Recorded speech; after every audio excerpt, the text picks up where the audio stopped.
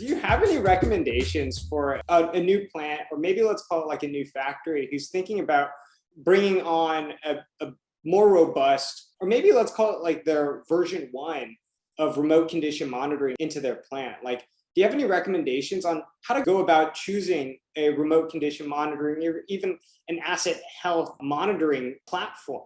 In terms of the what to monitor, that's really up to the business in terms of, what are the criticality, what's going to be the maintenance strategy on them, what's run to failure. If it's run to failure, don't bother monitoring it. So it's really up to just listening to the right people in terms of what to monitor, and then the how to monitor it, of what platform.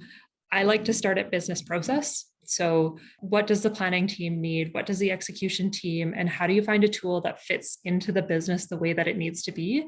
And there's always some push and pull of adjusting some of those things to fit the tools that you have, but ultimately you need good, strong processes in place to execute on work, and you need to find something that's going to enable those.